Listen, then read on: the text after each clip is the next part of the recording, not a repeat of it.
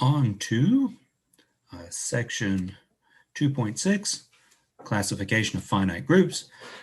So what we'll do is use the CELO theorems to go through and classify all groups up to order 15. And some of the results here are fairly inelegant. In particular, when we look at groups of order 8 and groups of order 12, there'll be some awkward counting arguments. Along the way, we'll prove a couple of somewhat general results. But the big goal is, for a given order, what are the groups of that order? And we'll accomplish that up through order 15 and some general categories. And we already know if a group is of order P, where P is prime, then we're dealing with isomorphism. We're dealing with up to isomorphism, the integers mod P. You're dealing with a cyclic group of order P. So groups of order prime are classified. Our first result deals with a group of order PQ, where P and Q are both prime. And we'll get, not quite as cleanly, but we'll get a classification theorem there as well. Proposition 2.6.1 says P and Q are primes, where P is greater than Q, strictly greater than. So we're not looking at say a second power of a prime, though we will before we're done with this section. Firstly, if Q doesn't divide P minus 1, then every group of order PQ is isomorphic to the cyclic group Z sub PQ. Secondly, if Q does divide P minus 1, then there are, up to isomorphism, exactly two distinct groups of order PQ. There's still the cyclic group, Z sub PQ, and there's a non-abelian group, denoted as K, generated by two elements, C and D, such that element C has order P, element D has order Q, and we've got a relationship between D and C. D times C equals C to the S D, where C is something not congruent to 1 mod P, but that something S is congruent to the S to the Q power is congruent to 1 mod P. So there's some nebulosity on what this parameter S is. This second group in case 2 is called a metacyclic group. Before going through the proof, let's make an observation that follows from a couple of the exercises in this section, which says this second non-abelian group actually is it's a semi-direct product of two cyclic groups. If we take C sub P to be a cyclic group of order P, say generated by C sub Q to be a cyclic group generated by element D, so these are cyclic multiplicative groups, say, of orders P and Q. And if theta is a mapping from the group C sub Q into the automorphism group of C sub P, given by theta of D to the I equals alpha to the I, where alpha is a mapping of C sub P into itself, an automorphism of C sub P, given by the mapping C to the I is mapped to C to the S times I, parameter S coming from up here. Then this metacyclic group is isomorphic to the semi-direct product of C sub P with C sub Q, indicated in various ways, indicated in Hungerford's book with a regular old kind of time symbol as if it were a direct product, and then that theta mapping plays a role as well. And so we get semi-direct products denoted like this. Now that's unlikely to be very tangible to you. There's a supplement in the notes concerning semi-direct products and some more information on direct products based on a reference other than Hungerford's.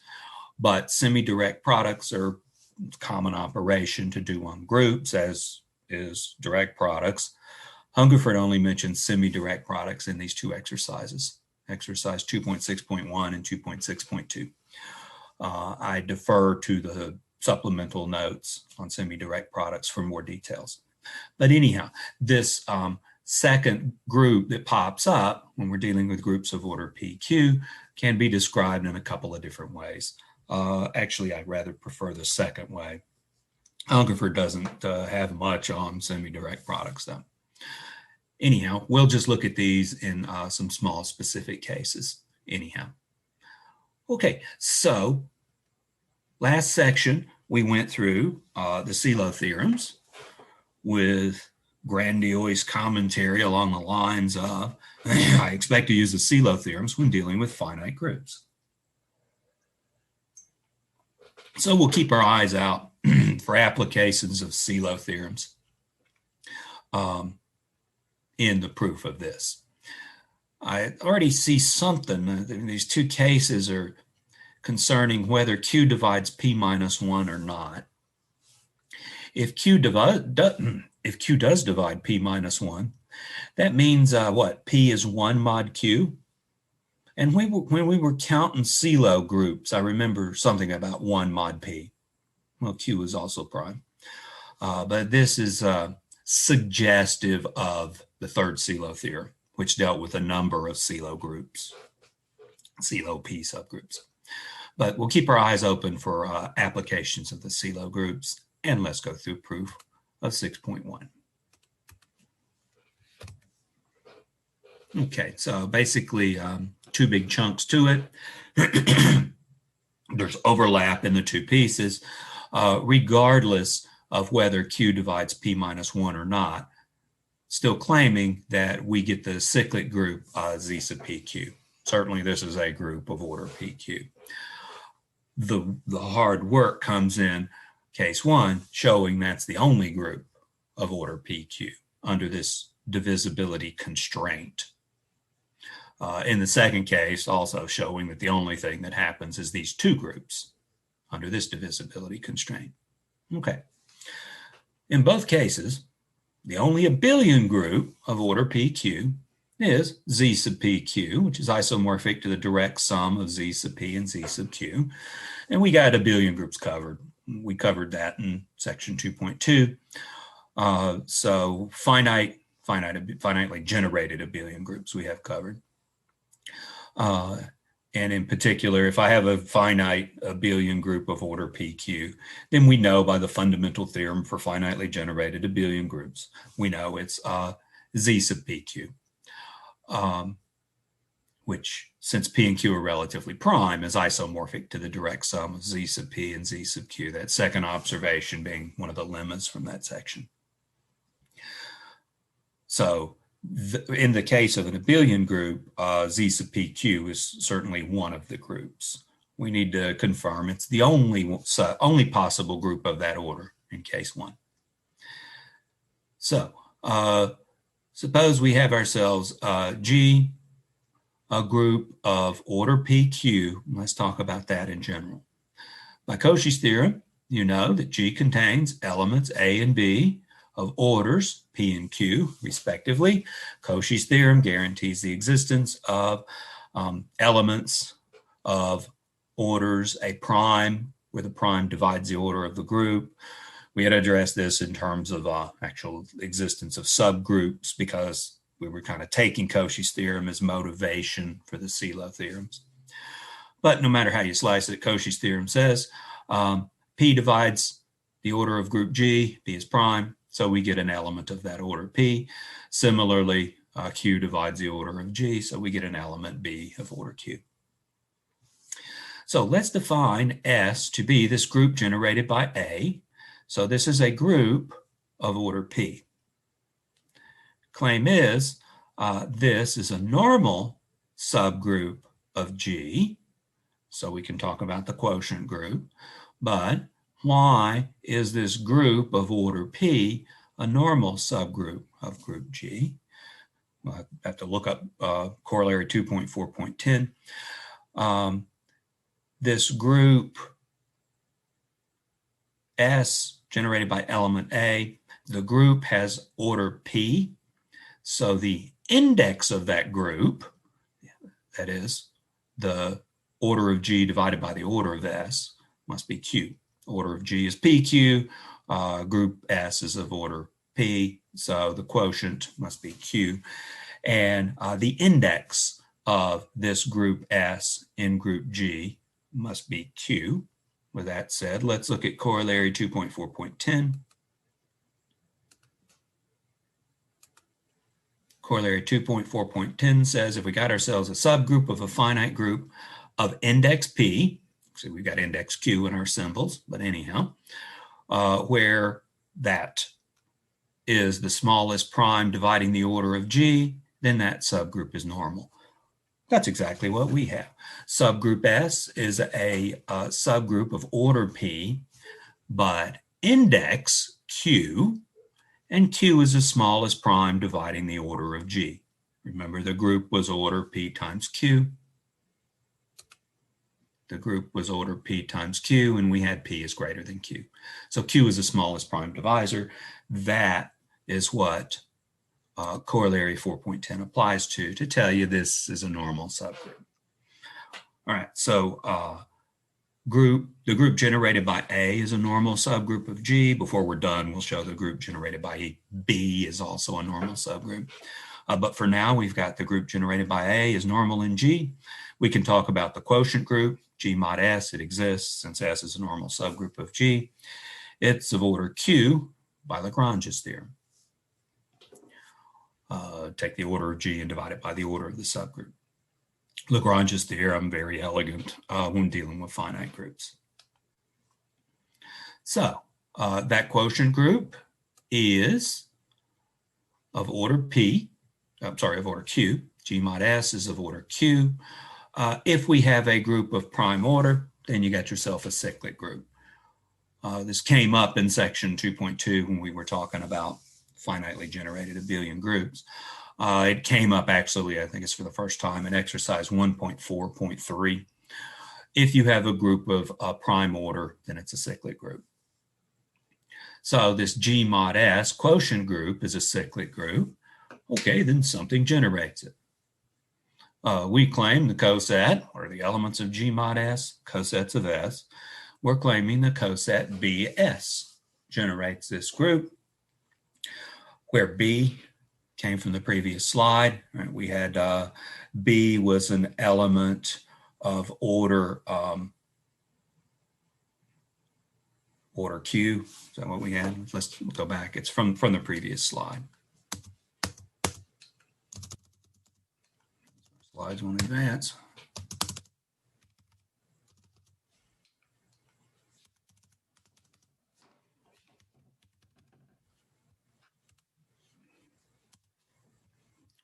Excuse me, technical difficulties. Let me just stop this and go back to that first slide.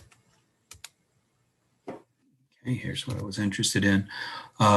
B is an element of order Q. So anyhow, this B chosen here is the B we're using here to consider as a generating coset, allegedly, of this group of order Q. All right, B is not an element of the group generated by A, or else we'd have A and B intersecting in more than just the identity. They'd intersect in element B as well. An intersection of two subgroups is a subgroup, but we then have, in the event that B was in A, it says or else, we'd have another subgroup of G other than order 1 or P or Q or P times Q. Contradicts Lagrange's theorem. So we don't have B in subgroup S. If you don't have B in subgroup S, the reason this comes up, then that's not the identity. If B was in S, then this would just simplify to coset S, which is the identity in the quotient group. So we're not dealing with the identity coset in the quotient group. The group is prime order. Okay, then this generates this group of prime order. Every element of a group of prime order generates that group, except the identity. So that's the reason we're having this conversation about B is not in S, so that we can draw the conclusion that this is not the identity element of the quotient group. And since the quotient group is of order prime, then this must be a generator of that group. In other words, the quotient group G mod S is generated by this coset BS. S came from element A, and B came from, group of order Q, wasn't it? As described on the previous slide. So the cosets of S partition up the group G. Cosets partition the group. So every element G, lowercase g, and group capital G is in one of the cosets. So we'll take these cosets, BS, take these cosets, BS, it generates the group, so raise it to powers. So we decided to have, I think, a multiplicative conversation here. Raise that coset to powers, and by the definition of coset multiplication, BS to the I power is B to the IS, definition of coset multiplication. So since the cosets partition the group, you choose an arbitrary lowercase g in the big group capital G. It's got to be in one of these cosets. What do the elements of these cosets look like? Well, remember, S was generated by A. That's what we chose S to be. So when I choose an element of S, we're choosing a power of A. So G, if it's in this coset, is of the form B to the I, A to the J, for some I and J, say greater than or equal to 0. Some power of B, some power of A. I can put a little more constraints on that because I know the orders of B and A. So we can constrain these coefficients to be between 0 and P or 0 and Q as appropriate. But anyhow, every element lowercase g in the group can be written in terms of A and B. So G is generated by those two elements. So if we have a group of order PQ, then that group is generated by elements A and B, one of them of order P, the other one of order Q. And here comes some CELO stuff. So I was looking for CELO stuff, and here it is. The number of CELO Q subgroups is 1 mod Q. That is, it's KQ plus 1 for some K greater than or equal to 0. And the number of CELO Q subgroups divides the order of the group. That's what the third CELO theorem said. So how many CELO Q subgroups do we have? CELO Q subgroups, we can have 1, or we can have P. I need something that's a divisor of the order of the group. So my only choices are 1 and P and Q. We're talking about CELO Q subgroups. Q is not 1 mod Q, so that one's out. So that only leaves us possibly with 1 and P. If there's 1, let's have that conversation. If there's only one such group, and what we'll conclude is that's when you get the Z sub PQ. If there's P, then that's when there's a possibility of a second group. So if there's only one such CELO Q subgroup, which by the way, this must be the case if Q doesn't divide P minus 1, a little counting argument, hey, Q divides P minus 1 would imply P is 1 mod Q. Q doesn't divide P minus 1 implies P is not 1 mod Q. And remember, the number of CELO Q subgroups must be 1 mod Q. Well, if Q doesn't divide P minus 1, there can't be P CELO Q subgroups. I recommend pausing and thinking through all these moving parts. Here's a little counting argument to establish that in more detail. But our options were 1 CELO Q subgroup or P CELO Q subgroups. In the first case, we had assumed this to be the relationship between P and Q. Well, if that's the case, we can't have P CELO Q subgroups because in that case, P is not 1 mod Q. So we'd violate the third CELO theorem. So if there's only one such subgroup, by the way, that'll be the case in part I, then that CELO Q subgroup, by the way, the group generated by element B is such a group, must be normal. Corollary 2.5.8 told us that if you have only one CELO P subgroup, then that CELO P subgroup must in fact be a normal subgroup. So that's exactly what we're doing here, except we got Q instead of P. So If there's only one CeLO Q subgroup, then that CeLO Q subgroup is a normal subgroup. And in case I, the first part of this result, that's what we're dealing with. So we must have only one CeLO Q subgroup in case I. In case I, and in the second part, this is also on the table as well as something else.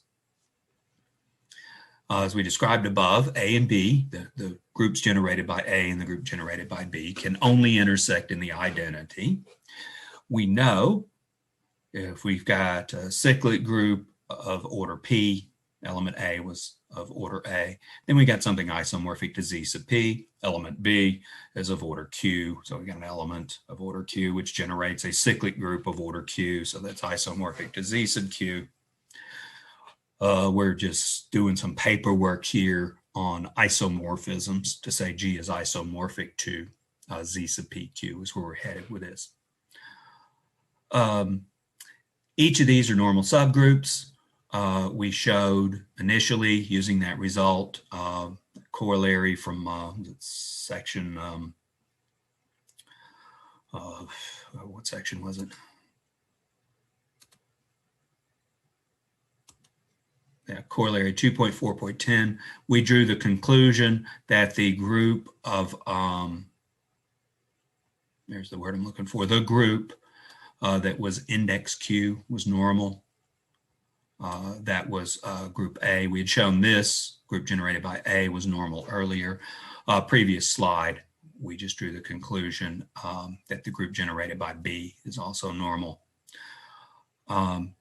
So we've got two normal subgroups, this one, and they only intersect in the identity.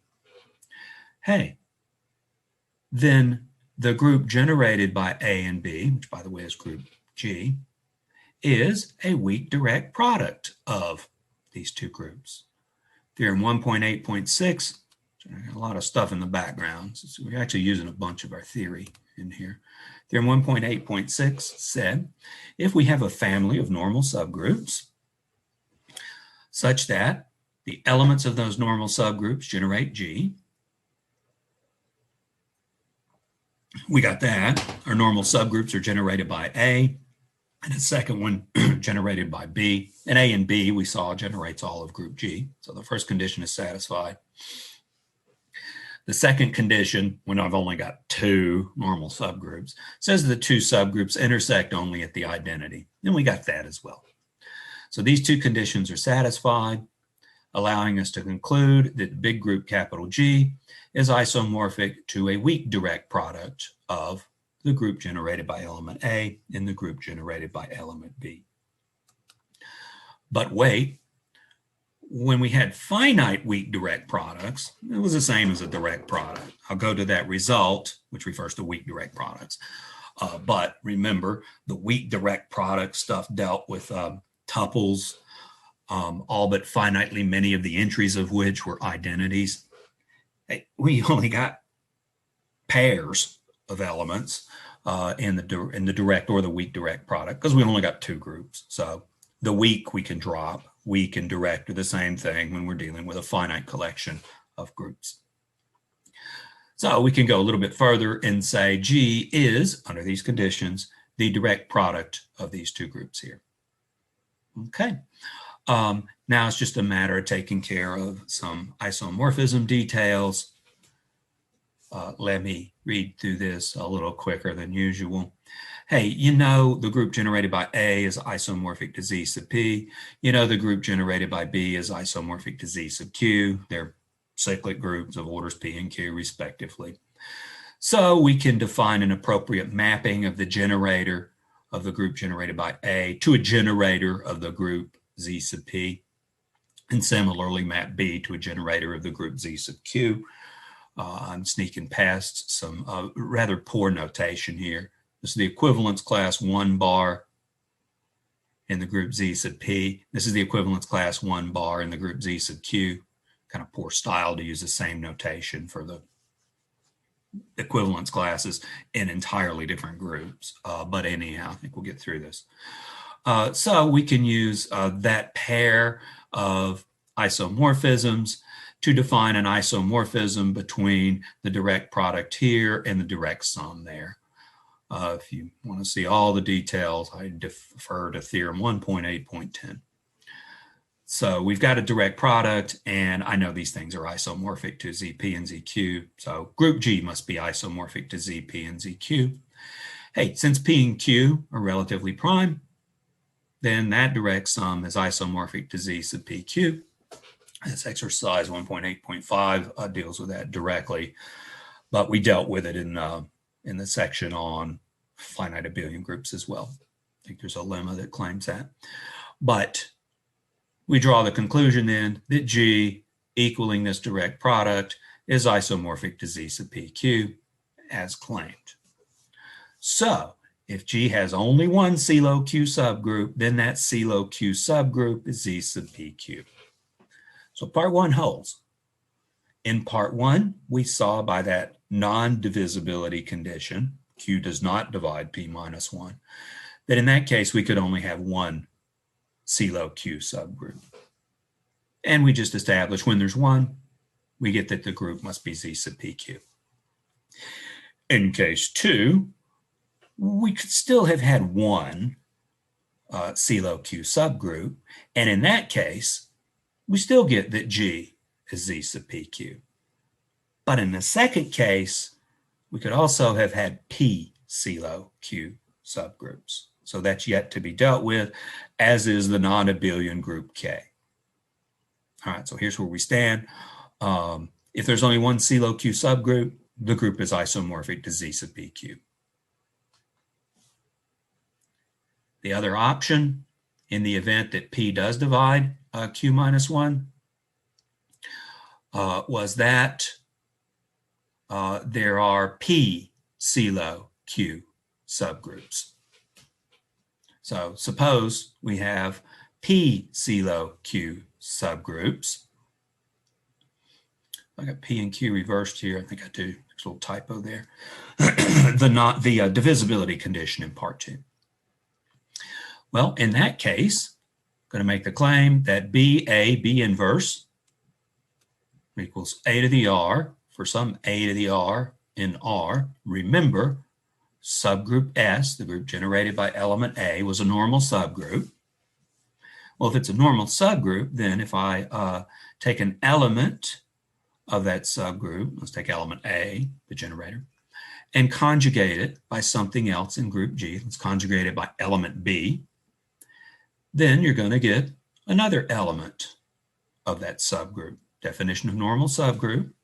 So take an element of the normal subgroup, I'm choosing A, conjugate it, I get something else in that normal subgroup.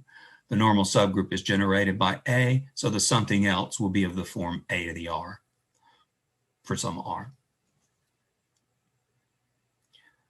Now, we're claiming that that exponent, R, on this element A is not 1 mod P. If it were 1 mod P, A to the R would equal A. Remember, A is an element of order P. So A to the P is the identity. So when we take an exponent, which is 1 mod P, we get a bunch of identities for the multiples of P, followed by an A to the 1 power. So A to the R equals A itself. There's a theorem referencing it back when we were dealing with cyclic groups, probably. But if that's the case, then we get B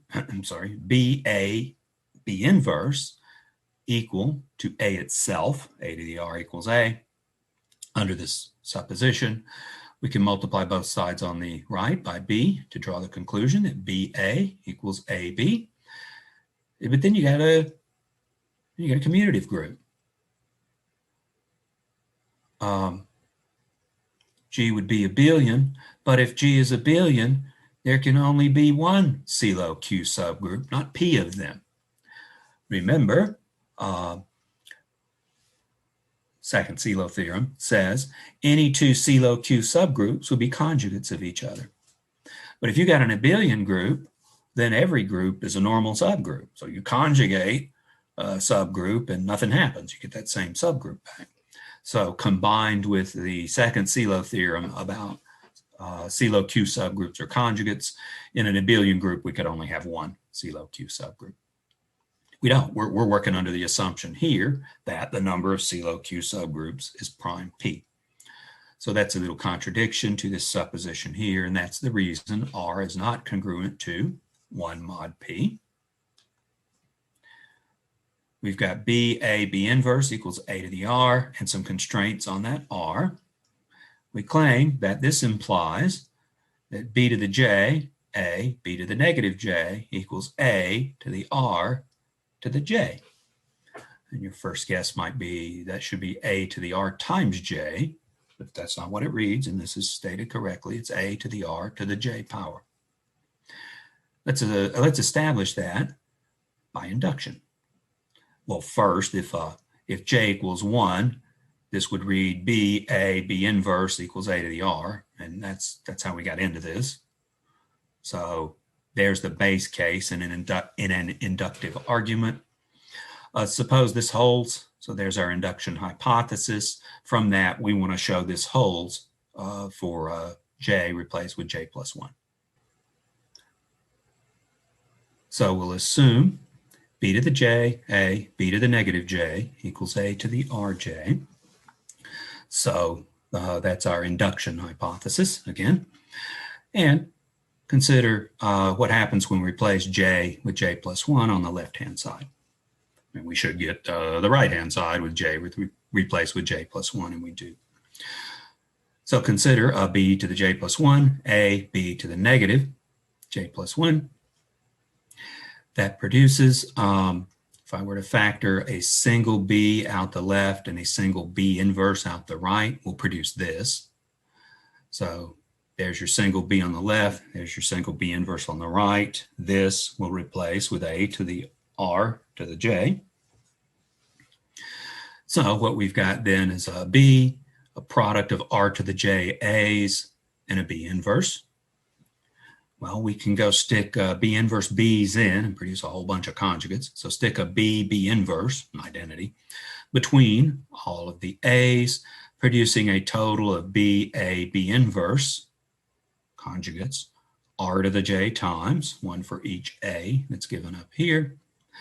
You know each of these by the initial, the base case. Each of the B inverses is A to the R. So we've got an A to the R, A to the R, A to the R, R to the J times. So we've got A to the R to the J power. Do the appropriate thing with the exponents, and that produces an A to the R to the J plus 1. So we get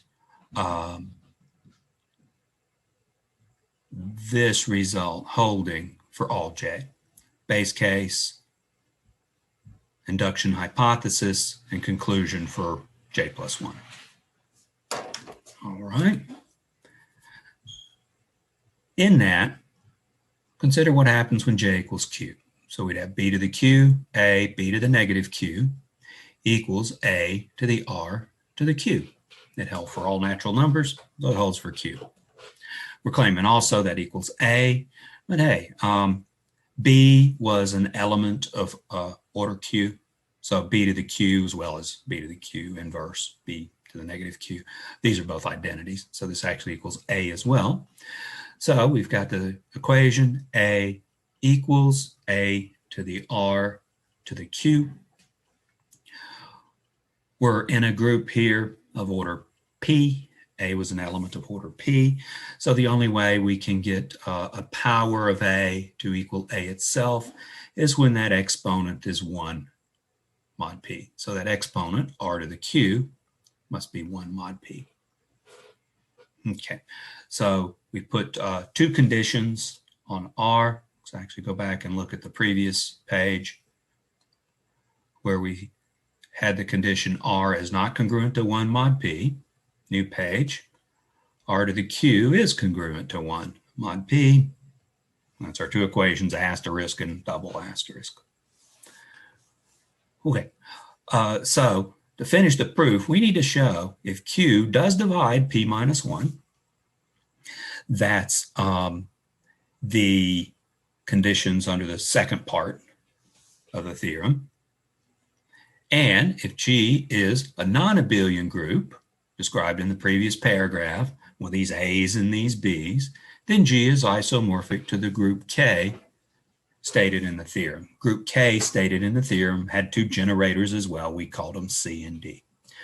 Turns out C and D are not the same as A and B. To establish this, we need, kind of out of the blue here, a couple of results from number theory. First result, the congruence x to the q is congruent to 1 mod p, claim is, has exactly q distinct solutions mod p. We could view that as a result maybe in a field. So we're working in the field mod p here. So we're dealing with elements of z sub p, if you like, treat it as a field. And we're using multiplicative notation for one thing. But we'll take that as given, x to the q congruent to 1 mod p, exactly q distinct solutions. Second result, if R is a solution to x to the q is congruent to 1 mod p, and k is the least positive integer such that R to the k is congruent to q mod p, then k divides p. I got a copy of this waiting in the background because I'm sure we'll have to come back and look at this on the next slide. In our case, we had R is not congruent to 1 mod p. That was the asterisk equation we just looked at. We had R to the q is congruent to 1 mod p. That's the double asterisk equation we just looked at. So the condition k divides q of result 2. I want to go back and look at it. Result 2 said x to the q is congruent to 1 mod p. K is the least positive integer such that R to the k is congruent to q mod p, implies k divides p. So that least positive integer k satisfies this condition. So we're saying, back to the current slide, k divides q. This implies k has to equal q since q is prime. Divisor of q, it's either 1, and 1 doesn't work. I mean, here we've got R to the 1 power, and that's not 1 mod p. So we draw the conclusion that k must equal q itself. So the q distinct solutions mod p to this equation that were promised by result 1, let's check that again real quick. We're looking at this equation. Claim is there's exactly q distinct solutions mod p, x to the q congruent to 1 mod p. We're looking at, here it is, x to the q congruent to 1 mod p. So we know there's q solutions. 1 is certainly a solution. R to the q is congruent to 1 mod p, the equation we had above. So that's a solution. Hey, if R to the q is 1 mod p, then R to the q squared is also 1 mod p, and all these powers here. So we get for the solutions, the q distinct solutions, 1 r squared up through r to the q minus 1. Shifting gears a little, consider any s a natural number. Okay, we're going to pick a particular value of s soon, and the end is near on this thing. Consider any s a natural number such that s is congruent to r to the t mod p for some t between 1 and q minus 1. In other words, you're choosing s to be one of these solutions. It's r to some power where the exponent is between, it's between 1 and q minus 1. So we're choosing it to be one of these solutions other than 1 itself, where the exponent would be 0.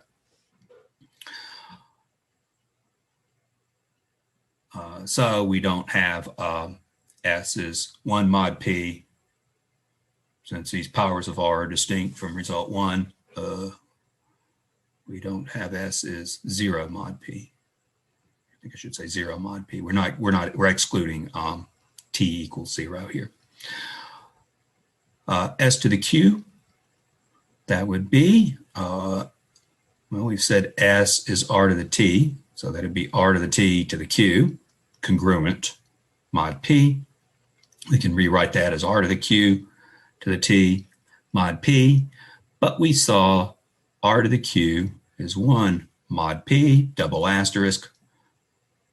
So this implies congruence to 1 mod p. So we got S to the Q is 1 mod p, and we're closer than ever. Then define B1 to be B to the T power. Back to that original B, that generator of a subgroup of order Q. Take that, raise that to the T power, where at this stage we have this being valid for any T between 1 and Q minus 1. Right, we've set up these relationships here. Define B1 to be B to the T, where the T is chosen up there. Since the order of B as an element of the big group is Q, and we know that T is between 1 and Q minus 1, then the order of B1 must also be Q. So B and B1 generate the same group. Here we've got an element of the group generated by B. We see that it also has order Q, the order of the group generated by B itself. So this thing, B1, also generates the same group. So we've made a shift here. We're looking for, remember what the big picture is here, we're looking for two generators of a group G. We called them C and D, and we wanted them to satisfy certain relationships. We'll state it again on the last slide. And those two generators will be A and B1, as we'll see. Okay, so B1 is also an element of order Q. Now, we could go back to the beginning and replace B with B1. All we required when we introduced the parameter B was that it be an element of order Q. I actually don't know necessarily that T doesn't equal 1 down here. We would have chosen B1 to equal B. But we saw above that G was generated by A and B. So we'll go back, recycle the argument with B replaced with this B1, and then we'll still get G is generated by A and B1. Every element of G could be expressed in the form B1 to the I, A to the J. We had every element of G expressed like that before. Same thing here. Just replace B with B1. There were no constraints on B other than it be an element of order Q. We had A was an element of order P. We had this relationship, B1, A, B1 inverse equals A to the S. We know this holds for some A to the S. And what we're doing here is the same thing we did upstairs. We drew the conclusion that there was some R such that B, A, B inverse equals A to the R. Is that still in front of us? I guess probably a couple slides back by now. But we had drawn the conclusion, B, A, B inverse equals A to the R. Same argument with R replaced with S. There's some A to the S in this group generated by A that will give us that relationship.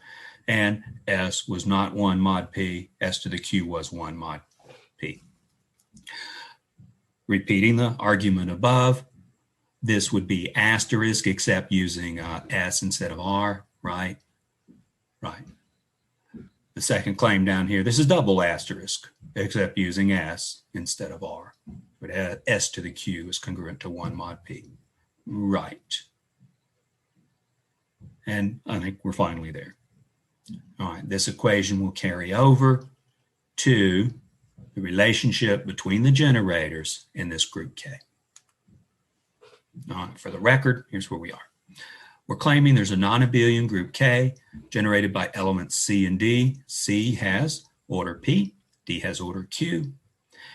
D times C equals C to the S D, where S is not 1 mod P, and S to the Q is 1 mod P. Well, that's exactly what we have, as long as we'll choose S. Remember, we had some relationships there where we could use any natural number, but choose an S as appropriate, where B1, A, B1 inverse equals A to the S. S is not 1 mod P, and S to the Q is 1 mod P. We showed the existence of such things on the previous slide. Take that relationship, B1A, B1 inverse equals A to the S. Multiply both sides on the left by B1, produces this, B1A equals A to the S B1. Same thing we got here. S satisfies the two required conditions. So we know G is generated by A and B1. A has order P, B1 has order Q, and A and B1 are related by this equation. Well, that's exactly what this group K is, where A and C play the same roles, and B1 and D play the same roles. So define a mapping from G to K, mapping A to C and B1 to D, map the generators, determines the entire mapping, and that's an isomorphism. So, not elegant stuff, in my opinion, but it gives us classifications of groups of order, a product of two primes, product of two distinct primes. Fortunately, if one of those primes is 2, have to be the smaller one. If we take Q equals to 2, then we're always going to have 2 dividing P minus 1. P would be an odd prime. Take Q to equal 2. We have to have this relationship here to apply this. So in that case, P being odd, of course, 2 would divide P minus 1. And we get 2 groups. One of them, the cyclic group. The other one, well, it's an example of one of these metacyclic groups or semi-direct products. Remember, we claimed this was non-abelian to boot. Explicitly, turns out we get the dihedral group for the non-abelian group. So if P is an odd prime, then every group of order 2P is isomorphic either to Z sub 2P or the dihedral group D sub P. Piece of cake to show that. Now that we have this thing out of the way. So let's look at the proof of that, just one slide.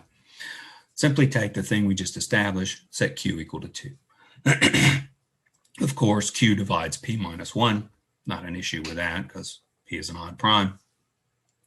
So we know there's 2 distinct groups of this order, 2P. There's the cyclic group, Z sub 2P. And there's another group. And that other group has a parameter S satisfying the conditions. It's not 1 mod P, but when you square it, you get something 1 mod P. By the way, this parameter S, we're working mod P. We can do these computations in the field Z sub P, these computations.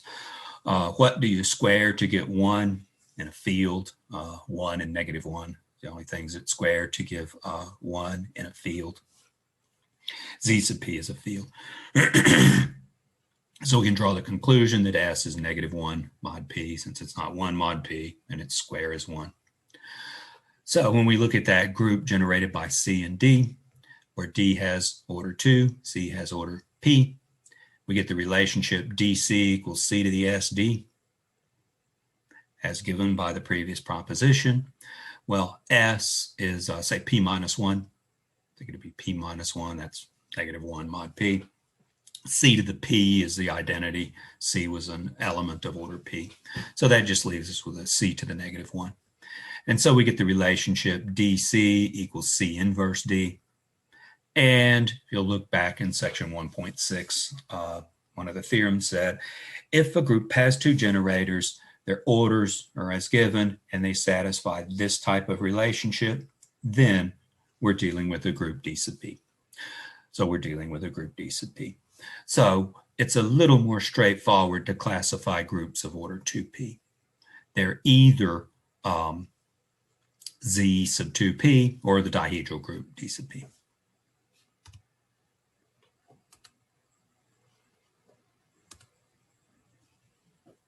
All right, so here's where we stand on some kind of general stuff. So we can classify some finite groups. We got a group of prime order. You got yourself a cyclic group, Z sub P, up to isomorphism. You got a group of twice a prime. You've got yourself either Z sub 2P or the dihedral group D sub P. And we can, of course, generalize that as stated in proposition 2.6.1. Primes P times Q, where Q is strictly less than P. And here comes metacyclic groups or semi-direct products. We got two more results, and let's take a look at this first result and try to work our way through that. I'll save this for another video. The following are really case intents. What we're trying to do is show there's not too many groups of order 8. We know everything there is to know about finite abelian groups up to isomorphism. Claim here is there are, up to isomorphism, exactly 2 distinct non-abelian groups of order 8. The quaternion group was introduced in an exercise, and the dihedral group, D sub 4. So we're looking only at the non-abelian groups, as I commented, and part of what makes this stuff so tedious is showing not that I can find a bunch of groups of order 8, but that the list I present is comprehensive. So everything's there. No problem for the abelian part. For the non-abelian part, we need results like this. And by the way, the next result deals with non-abelian groups of order 12. So let's look at the proof of 2.6.3. It's a bit briefer than that first thing we went through, but it's not terribly elegant. All right. And we're going to lean somewhat on some of the exercises as well. There's a lot underlying this. In exercise 2.6.10, it was to be shown that the dihedral group and the quaternions are actually different groups of order 8. So we'll take that as given. Suppose we have a group G of order 8. It's non-abelian. Then let's go through and explore what our options are. And our options will be that non-abelian group of order 8 must be one of these two. And we already know we're taking as given that these two are distinct.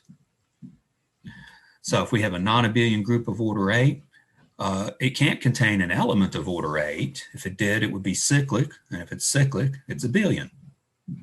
So none of that. Nor can such a group have every non-identity element of order 2. Or else it would be abelian, relying on an exercise way back from section 1, chapter 1. Exercise 1.1.13 tells you under those conditions, you've got an abelian group. We're saying we're looking at non-abelian groups. So we can't have an element of order 8. We can't have every non-identity element of order 2. So there must be something other than the identity that's of another order, have to be order 4. The order of an element has to divide the order of the group. They can't all be 2. None of them can be 8. So there's got to be at least one of them of order 4. G contains an element, say A, of order 4. Take the group generated by A. It's a group of order 4 and a group of size 8. So it'll be a group of index 2. The index or the quotient of the orders of the groups is 2. Hey, if you have a subgroup of order 2, then you got yourself a normal subgroup. Property of normal subgroups, again from an exercise, but that one we've used quite a lot. Subgroups of index 2 are normal subgroups. So this subgroup generated by element A is a normal subgroup of the group of order 8. Choose something not in that subgroup. Okay, the group is order 8. The subgroup contains only 4 things, so there's stuff not in the subgroup. Let B be one of those things. Now, the cosets of this normal subgroup partition up the group.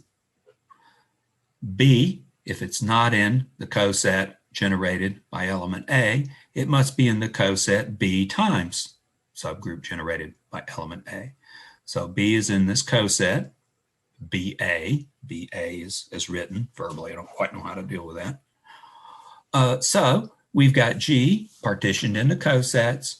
We've got the group generated by A itself, and we've got the single coset of that. It must be a coset of the form of B times A. So this group has 2 generators, A and B.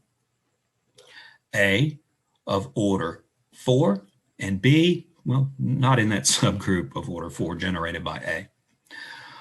because, hey, everything in G is either a power of A or B times a power of A. Is what we draw from this this equality here. In that sense, G is generated by A and B. B is not in the subgroup generated by A, as we said. So B squared is not an element of B times that subgroup. It's not an element of this coset. If it were, then we'd have to have B itself to be an element of the group generated by A. We just said it isn't. Elements of this coset are of the form B times powers of A. And B is not a power of A. It's effectively what we've said here. So we're going to try to track down B squared. It's not in that coset. G's partitioned into these cosets. So B squared, it must be here. B squared, not in this coset, must be in the other coset, the identity coset in the quotient group. So B squared must be there.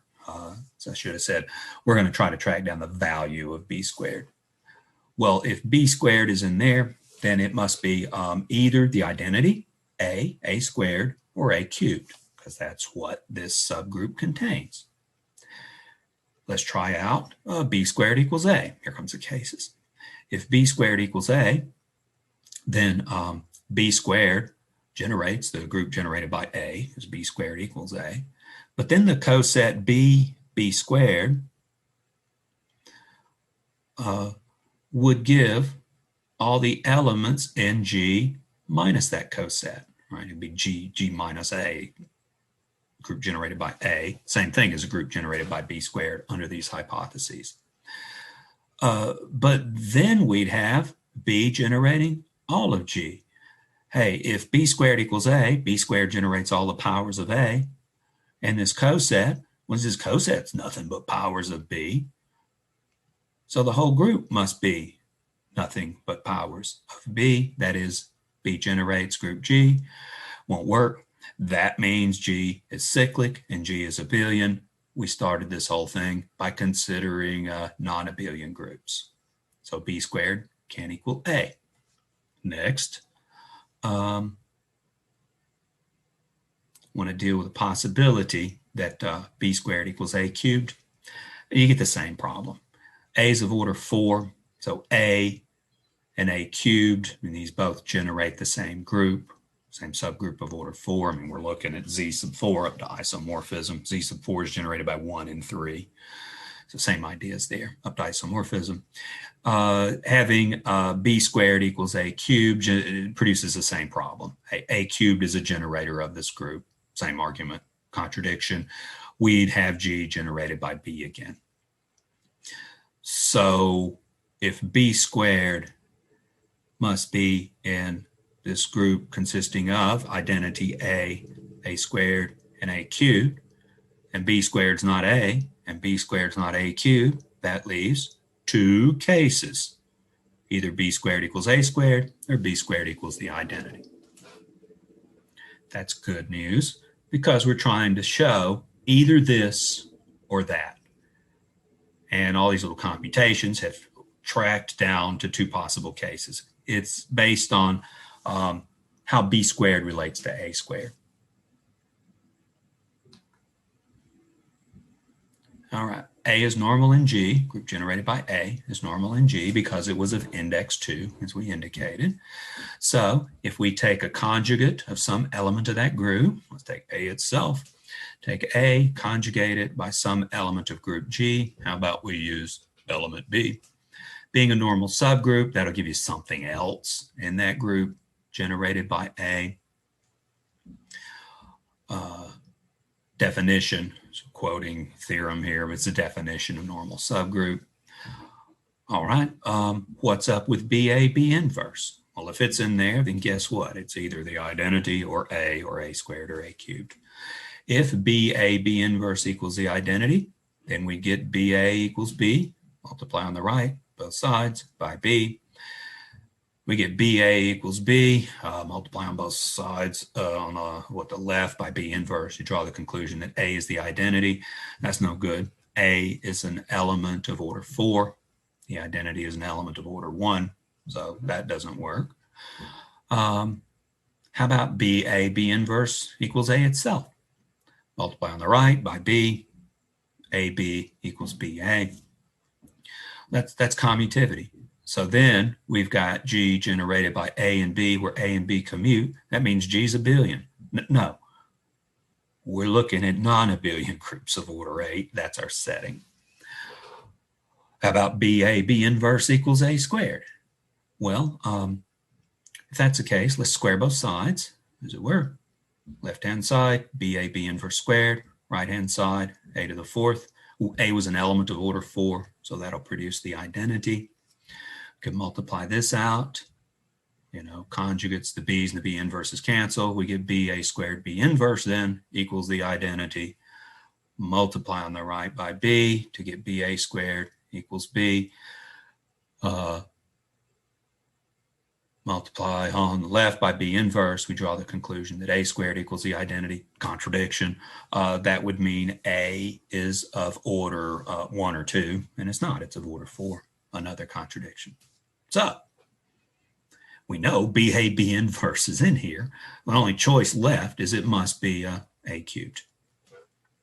So the computations aren't that. They're not inspired. They're not hard to follow, though. We must be looking at BA, B inverse equals A cubed. All right.